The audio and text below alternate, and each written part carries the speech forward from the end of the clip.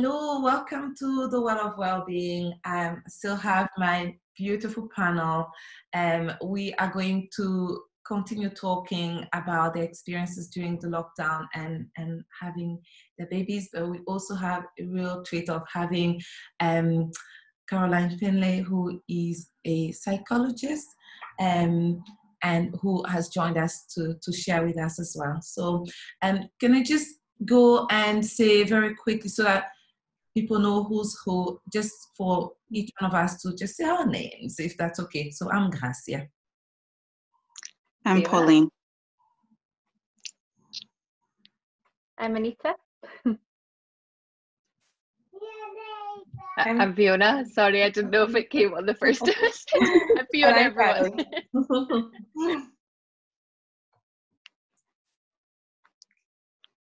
Go on. I'm Caroline. So, thank you. Yeah, okay. So the first question for this panel, in the first part, we spoke about the positives of having a baby during lockdown, and actually there were some positives. We talked about the struggles as well. So thank you very, very much for actually the honesty and everything we've shared up to now. I guess this time is, if possible, for us to share what has been learned. If you guys have learned something that you'd like to think, actually, this could help another mom, or if God has actually said something specific to you, which has helped you during this time, feel free to share. I wondered, should we go to Fiona? Fiona, would you like to start? Yeah, sure. Thank you. I think the biggest thing that I would want to pass on to other mums as a result of my experience through the lockdown and having my first baby during lockdown, it's something that some mums tried to tell me before this, and I just thought that's just their experience, and I'll try it. But I think what they said to me was, try and make sure that you take the first few weeks just for yourself. So you don't need to have loads of visitors. You can maybe have a few people come and see you, but you don't need to have everyone coming. Try and take some time just for you with the baby, get used to them, get to know them, let them get to know you, sort of try and figure out not so much a routine, but just your kind of way of doing things, and feel relaxed with the baby and become more comfortable. And I was thinking, well, yeah, I will try and do that, but I know that I'll want to get out and about, and I'll want to see people, and I'm going to go to all these different things. But now that I've experienced having to do it that way, and having to be at home and stay with just, myself, my husband, and the baby, I would really encourage people to try and create that space for themselves. Right enough, I wouldn't go for 4 months of it, but I think a short amount of time, so maybe a few weeks, if possible, just, for me, I remember deciding, it's okay for the first 6 weeks, I just stay at home with the baby. I don't even go for a walk. I watch TV all day if I need to, and I just sit there. And I remember giving myself the permission to do that. And that's what I would say to others is, give yourself the permission just to focus on this baby. They are your sole priority for this period, and don't feel like you have to have lots of people coming in, lots of visitors. I remember people would say to me, like, if the visitor comes, make sure that they have something to do. So don't let them just come and hold the baby. Like, you hold the baby and you get them to do other stuff.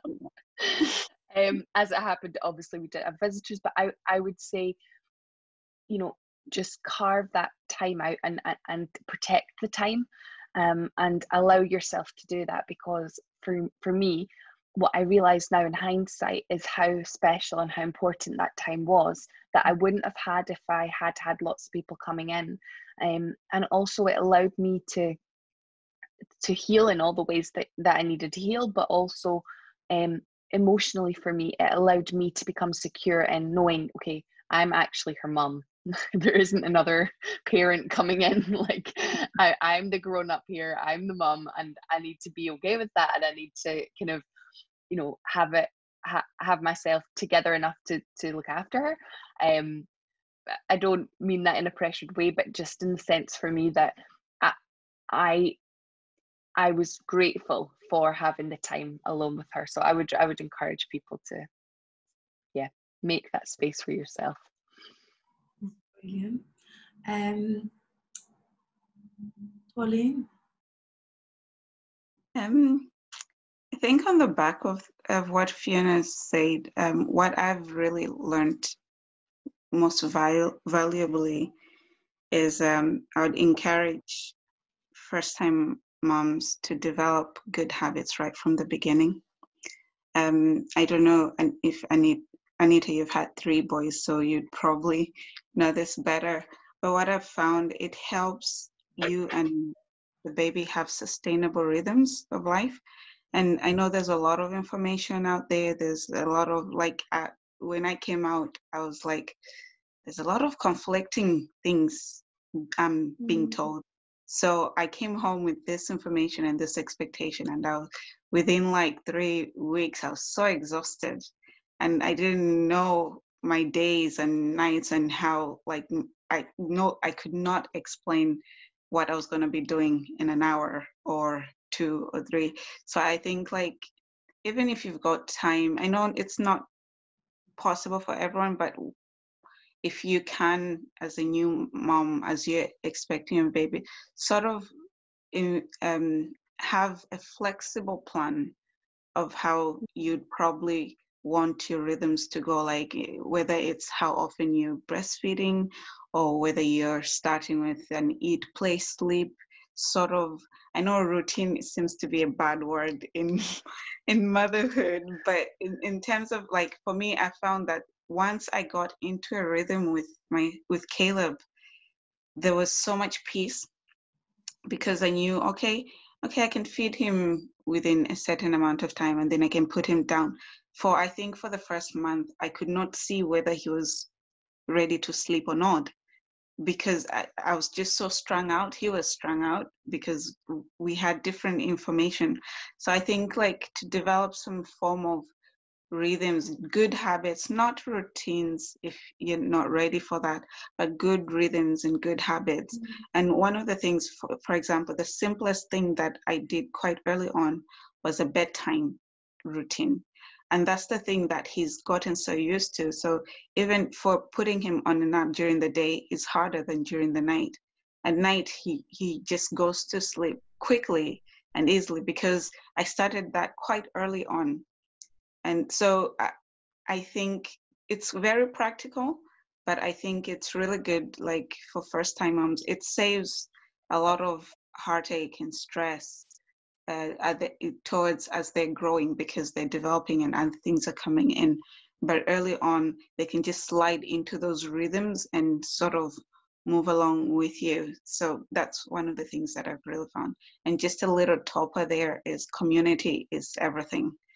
Having friends around you talking about stuff and just sharing that experience, though we're not able to meet because we're over lockdown. But as I mentioned in the previous time, that we had a WhatsApp group where we just post different things, and we're just oh, I'm trying this and I'm doing this, and just having that rapport of people who are actually on their journey with you, that's golden. And I found that really valuable in this last 4 months with Caleb. Amazing. Anita, we're talking about any of the things that you've learned during this time that you'd like to share with other moms, but also if God had specifically spoken to you about something as well that you had mentioned that. Firstly, let me just apologise. I'm on mummy duty on my own, hence why I'm up and down quite a few times. So thank you so much for your patience. Hopefully they'll stay quiet now. But yeah, I think it's a wee bit different for me. I think one of the main things I would say, and what I learned way back from having my first baby and has been my practice every single day for 4 years, is that I sleep when the babies sleep. I am not ashamed of that at all. I have had a nap every day for 4 years, and it serves me so well. But also another thing, maybe ask for support. Just I shared in our last session some of the struggles that I've had, and I think it is so easy to look around you and think that other mums have it all together. You know, they have their hair brushed and their makeup on, and they're very calm and collected, but not everyone does. We don't all have it together, and I've learned that through each of the 3 children. I've grown in confidence with each child, but found different struggles with each one, and it's so true. Nobody has it all together. We all have our own struggle, and it's okay to ask for help. And the biggest thing I've found during this pregnancy is how much support has been available to me, and how a lot of the things that I've struggled with, I felt really embarrassed. But nobody has judged me. Nobody has said, "Oh, you can't feel like that." You know, along the way, just with my mental health, I was very disconnected from the pregnancy. So a lot of the women around me were having their first babies, and they were very excited. And I was thinking in myself, "Oh my goodness, like I don't feel like that. I have this huge bump, and I'm just not connected to this baby. I'm worried when the baby comes, we're not going to have a bond. How did I get here?" And I think a lot of that was to do with the pace of life we were running at. So we have 3 now under 4. So even a lot of the things Pauline shared, I love that you have routines. And for us, actually Jacob is probably the least maintenance in the house. He's just slipped in and just bumbles along. He eats, feeds and sleeps and smiles and laughs, and it's everybody else that steals our attention. So we're running on a very different pace. So I think for me, what I would love to share is probably more what God's taught me through this whole time. And one of the biggest messages He shared with me is just to trust. He's really, I mean, we are now 3 months down the line with Jacob, and prior to him being born, I was terrified. I really had a lot of fear about being a new mum again, and I'm now 3 months down the line, and I feel so well. I feel so healthy. Jacob is so loved. From the minute he was born, we did have that attachment. We had such a strong bond, and with his brothers as well. You know, he's just slotted into the family, and mentally, I'm feeling so strong and well. And I think God has had a lot to play in that. Along the way, we've had prayer, we've had support. God has spoken to us about how little Jacob, it says in the Bible that he was intricately formed in my womb, that God decided when he would be born on a timeline that wasn't my decision, and that he would bring him to full health, and that's what he did. We had to take the decision to go on antidepressants, which you'll know, Caroline, we were sat down and told, okay, but you need to decide, there's some risks here, you know, they could affect your baby's birth weight, your baby could come a little bit early, they could have some withdrawal, there was maybe their heart, there was lots of different things that I didn't understand, you know, and to me that was a massive decision I had to make. But God spoke to us, and he spoke to us about trusting him. He spoke to us about how it's in our weaknesses that he's able to exert his power and to come through for us. And we really believe that that was the decision he led us to take, and Jacob is now really healthy and really well. And one of the sayings that we have in our house is that we're living in a miracle, and the reason we believe that is because I'm not there yet. I'm still on a journey, but every single day is a new day. And the fact that we're not where we were, we're not sitting thinking, I don't know if I can bring this baby into the world. Each day it's got better and better and better, and all of a sudden there's this healthy, happy, loved little child, and I'm healthy and well, and every day is different. And one of the verses I'll just share with you that God put on our heart was Philippians 3:12. It says, I admit that I haven't yet acquired the absolute fullness that I'm pursuing, but I run with passion into his abundance so that I may reach the purpose that Jesus has called me to fulfill and wants to discover. I don't depend on my own strength to accomplish this. However, I do have one compelling focus. I forget all of the past and I fasten my heart to the future instead. And for us, that's been huge. It's every day is a new day. and God has a plan in that day, and every day He's going to give us the strength to parent our children and to move us forward. And we're seeing my health go from strength to strength. The kids are thriving, and yeah, we've just been so encouraged. So the main message was to trust Him. That's what He's been speaking to us about. That's beautiful. Mm. Oh, thank you so much, Anita. Caroline, is there anything you wanted to, maybe in a way, you'd pass on to moms in terms of advice from a professional point of view?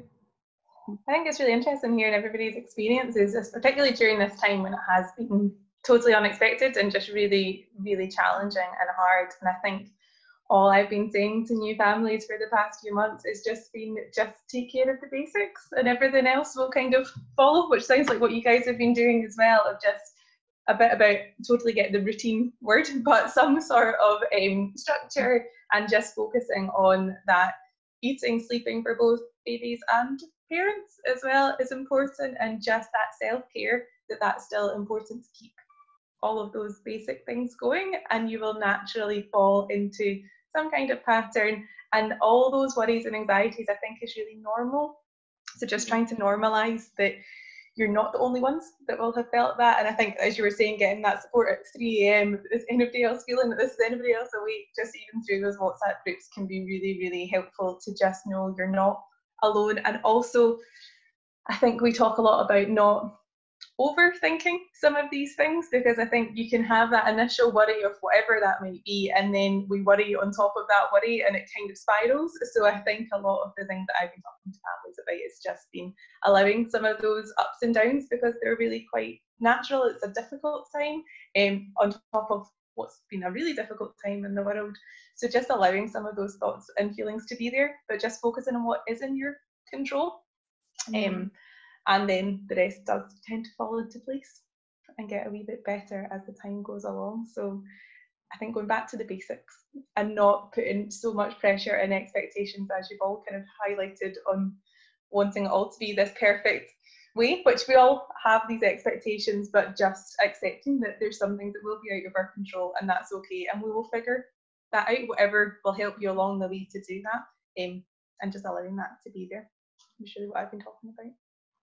Yeah, it's amazing.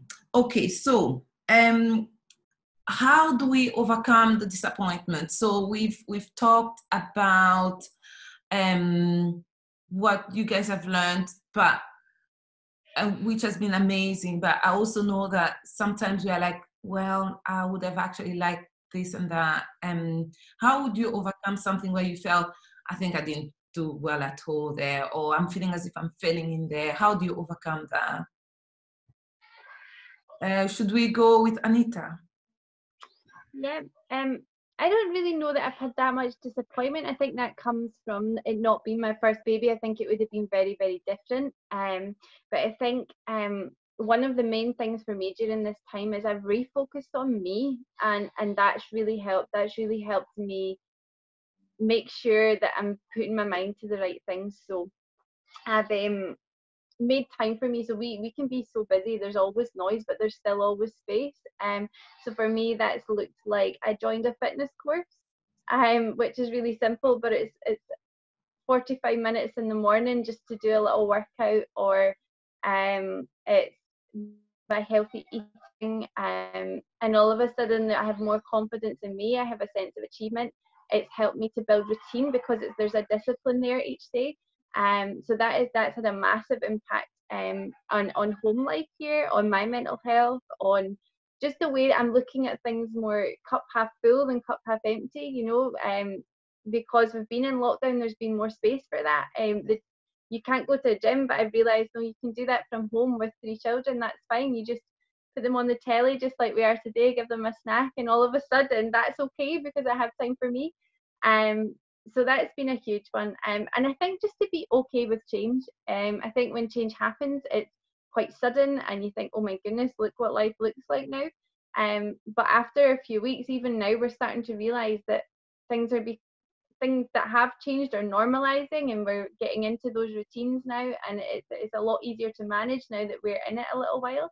And I think just being okay with that and forgetting what you wanted everything to be like, but realize we can make this work and this can still be good. And there's like we were saying earlier about how we've had time in lockdown, you know, we've realized we can have more family dinners, we can go more family walks, we're refocusing on what's been important that's maybe been lost along the line, and just looking like there's positives in this, and knowing that that's okay. Yeah, brilliant. Pauline?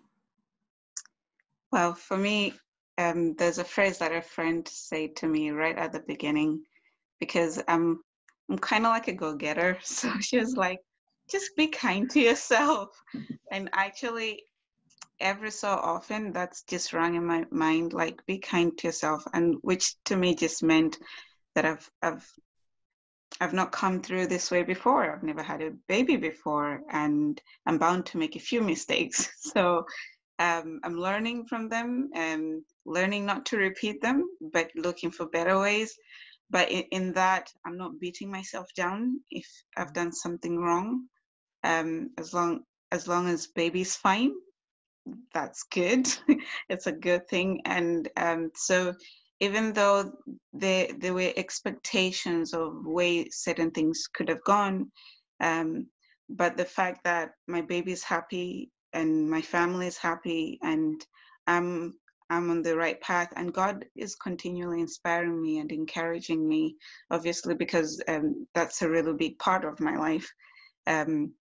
Having God in it, and that helps, goes a long way. So like Anita's just shared that verse that we haven't attained, but we don't look back, you know, we're always looking forward to something better. So that helps. And the other thing for me is being vulnerable enough to talk about those moments. Like, okay, these were the expectations I had, and well, probably they didn't come along, but being vulnerable enough to share that and to allow others to encourage me, obviously in a safe space, in a safe place, not just, you know, to anybody and anyone, but being able to be vulnerable enough to share that. I think that for me, that's been a strength. It's been surprisingly new, because I don't always, I haven't always been like that, but I haven't always had a baby. So, and other people have.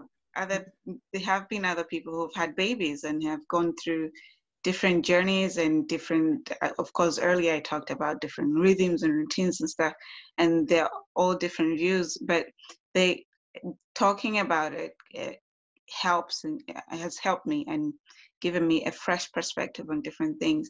And then that's given me boldness to go like, you know what, I don't have to stay in this disappointed place for long, because there can be a solution, there can be a way out, and just really enjoying those moments, and like, well, I could have gone to a book bag club, or I could have done all this, because I was like, yeah, my calendar was full, right? Different things to do with baby, but there've been different ways to learn. So yeah, just not beating myself down and being kind and giving that space to be able to be vulnerable and share with other people. Beautiful. Fiona? Yeah, I totally agree with what Pauline was saying there, and Anita, and I think I've had a little bit of both of those experiences as well, in the sense of trying to put in some things for me and making that a priority, and knowing that that's okay. And then that phrase of being kind to myself is been on my mind, and I've heard people saying and encouraging me with that. But there's another little phrase that I've had in my head, and it has really helped me overcoming any disappointment that I might have had about, you know, the way that I wanted things to be. And it might not initially seem like it applies, but I remember I've just kept thinking this phrase that someone said to me at one point: no, you do you. Like, don't focus on what other people are doing, don't focus on you know, like what's happening around you, but just focus on what is good for you, what is good for the baby. Like, a lot of people, like Pauline said, you know, everyone's got their own way of doing it, and I would sometimes feel disappointed in myself that I'd not managed to sort of, you know, maybe I don't have a routine, or maybe I don't have a I don't know, maybe I haven't got it figured out that she goes to sleep at like certain times or whatever. But then I realized, well, that's not me doing it the way that I felt to do it in that moment, and that's okay.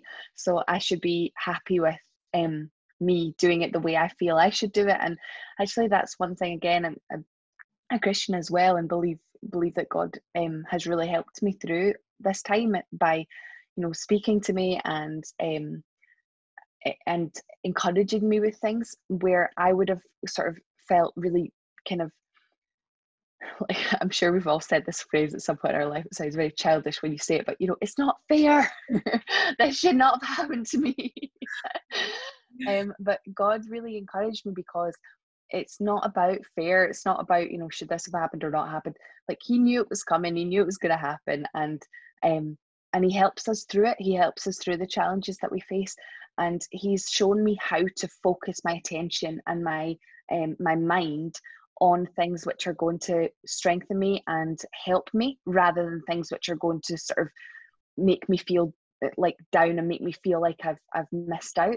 And actually, so many people would not have had the time that we've had with our families and in the way that we have. So it's really helped me to keep my perspective in the right place and on things which have allowed me to recognize the blessings, and rather than just the things that have been or that could have been a disappointment. So I think that's probably been the main thing, just watching my perspective and not going into comparison of they're doing this and so's doing that, but actually just recognizing, like, no, I'm her mum, and he has helped me to just do it the way that I feel I should do it in this time. Wow. Caroline, what would you say? I know you guys have shared such amazing truth. I love be kind to yourself. I love do you. I also absolutely love Anita's don't look at whatever happened in the past, but forward looking and building ourselves. Well done for joining that fitness.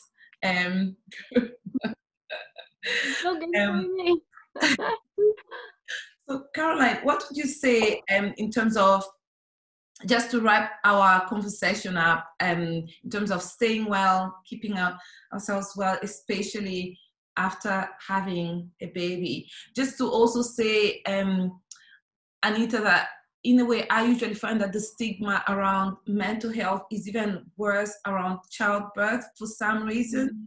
It's almost as if everyone just goes like, just get on with it, just a natural process. So actually being able to acknowledge that something is not quite right and seeking the help is super courageous. So well done you for doing that, and also for sharing. So Caroline, tell us, how do people keep just in general, everything that you've talked about, I've written down some of these phrases because they are really helpful, and that be kind is something that we talk about all the time.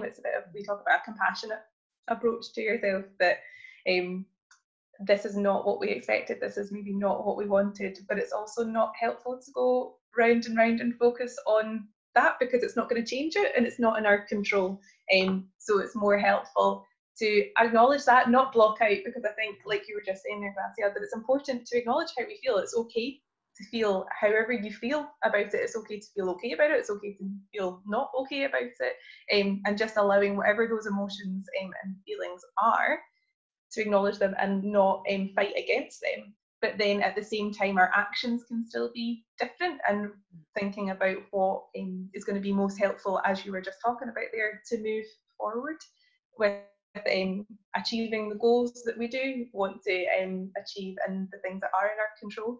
So I guess acknowledging our thoughts and feelings can be there, but our behaviours can be more positive, I guess, and that's a choice that we have to make. Albeit some of them might be restricted at the moment. And again, I think I've talked to a lot of families, when you were just saying there that doing you and just this is it is what it is. This has happened to us and it's part of our story. And I've talked to a lot of parents. A lot of families like to keep these kind of journals, or particularly for first babies, not so sure if you're onto the third one how much time you have to manage that. But in terms of just keeping those stories and like all the special moments that happen. And I think it's still important to do that. And a lot of families that I've worked with, we've talked about acknowledging in those storybooks that actually this is what we wanted your first bath to look like, or this is what we wanted to bring you home from hospital and have all these grandparents come round and all of these things, but we've not been able to do that. And actually you're now, say, 4 months old in the picture of that you first met the grandparents, and that's just the story, and it's okay to acknowledge that. And I think it's just nice to, one point we will look back in many years that this was the story of all these babies being born during lockdown, and that's okay. So just accepting, I guess, and looking at the positives, as we've all talked about today, within that, I think is really nice and helpful. Cool. Wow, guys, this has been an amazing time. It's a treat for me, seeing you, by hearing all the things that you've shared. Is there any last word, anything that someone is going like, oh, actually, I would have quite liked to say that, but maybe Gracia just didn't give me enough time. So is there anything that anyone would like to add on, and then we'll be finishing? I just want to say that you're all doing remarkably well. I only have a cat at home, and that is still being challenged. So you guys, I just think it's incredible, everybody that's managing all their children and having new babies at home. You're all doing fantastic. So just on that, you're doing well. Amazing. Thank you. Thank you so much. Guys from the Well of Wellbeing, this is it. It's been amazing and a treat. Thank you so much to these wonderful ladies. And so that's it for today. Bye.